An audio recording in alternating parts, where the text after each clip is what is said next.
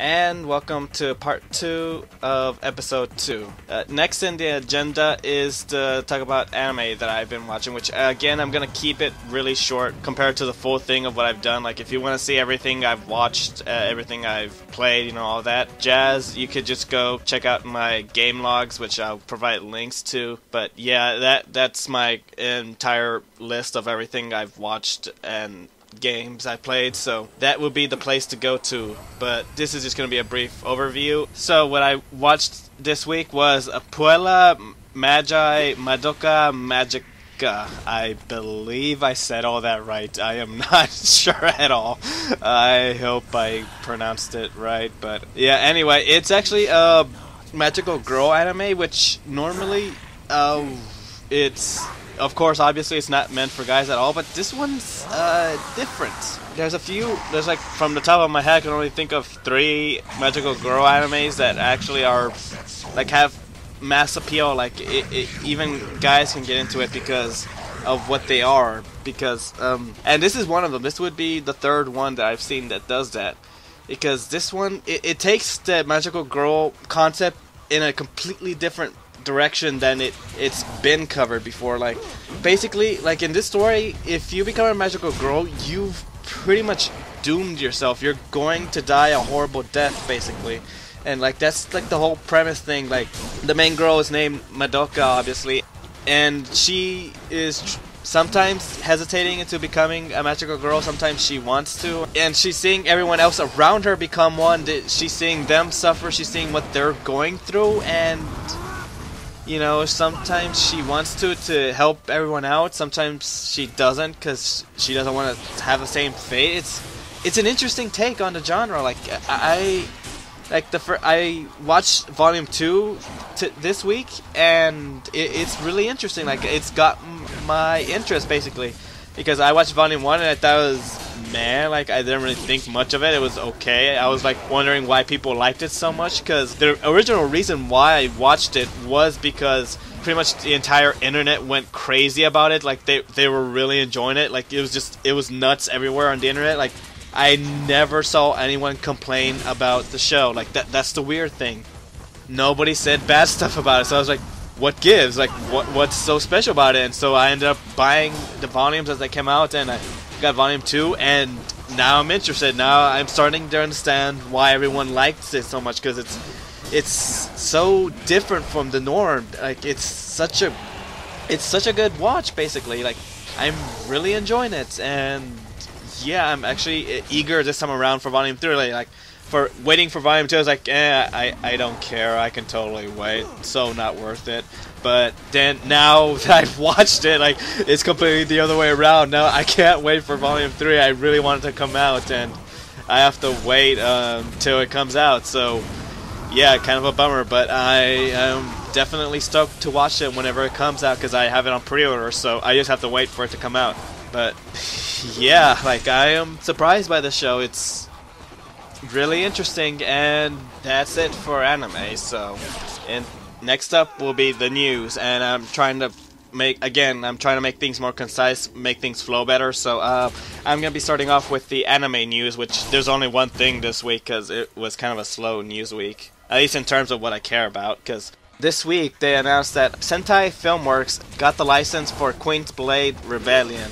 And, you know, it's kind of weird that it's not Media Blasters that got it, because Media Blasters got the license for Season 1, 2, and 3, and they released Season 1 and 2 already, and they're working on Season 3 right now. And it's kind of weird that they didn't grab Season 4, instead it was Sentai Filmworks, which I'm not complaining, because, you know, I love Sentai's work. You know, I love how they approach things, and yeah, I just basically love their stuff. They always pretty much pick up stuff that I'm interested in, so yeah, I'm glad they got it. But weird how Media Blasters didn't get it. And at the same time, it's a good thing, because Media Blasters is really slow, and they take forever to release anything. Like, Season 2, I believe, got delayed a couple times, and Season 3, like, I don't think they've even really given a date yet for it. So yeah, who knows when that will come out. Like, at this rate, Season 4 is going to come out before Season 3. Like, at the rate things are going, that's how it's going to turn out, basically, because Media Blasters is slow. So, yeah, that's just interesting news, but I'm just so glad it's already announced to come over for sure, because like I was trying to watch episode 2 this week and just the censors got to me again, because it's just the censors. The problem is that it increases the light of everything like to like a really ridiculous bright level. Like it's so bright that it's starting to hurt my eyes just watching it censored. So like I just want to watch it censored so that my eyes don't bleed, because oh god, it's bright, 24/7 brightness, because they're just, instead of covering stuff up like, you know, like American would just like mosaic it or maybe put black bars. Not Japan, like they with their anime, they just increasing the sunlight on everything just so that you don't see anything. It's just, oh god, it hurts my eyes. So like yeah, I've officially dropped the anime. I'm not watching it anymore. I'll just pick up the release when it comes out. But yeah, that's it for anime. Like in terms of game news, there's plenty this week. So let's just hop on right on to that. So first off, New Media will be releasing Cherry Tree High Comedy Club, and it has a new release date of April 27th, because previously the game was announced for earlier this year and it got delayed, and then there was no announcement of a date at all because it got pushed again with no date, and now it has a date. It's April 27th. So yeah, it's a cutesy visual novel game that revolves around a girl named Miley. She's spending spring break trying to recruit people to the comedy club she wants to start, and that's basically the premise of the game. Like that's the plot, and you know, in the actual gameplay, you can like go walk around, talk with people, read books, you know, have a part-time job. You know, it's all based around whatever you want to be doing at the time. At least that's what I've read up on. Like that's what I gathered from information. And yeah, it's basically, I didn't mention it yet, but it's a PC doujin game. And in terms of doujin, let's see, I'm gonna try and explain it as simple as possible while skipping a whole lot. Basically, a doujin is the Japanese indie game scene. Basically, like, you know, indie gaming in America is like indie gaming, and that's basically it. Yeah.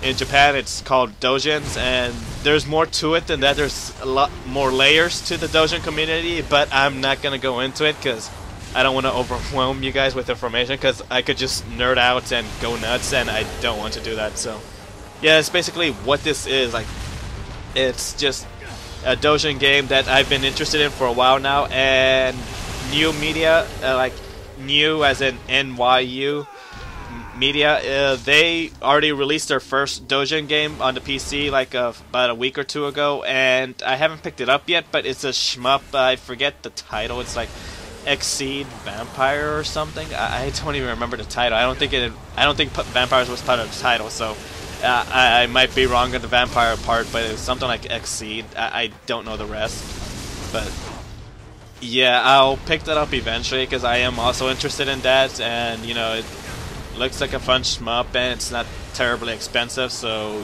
yeah, I think I'll pick that up as well, and we'll see. But for sure, I definitely want this Cherry Tree High game, because that's something that's been on my radar since it was first announced.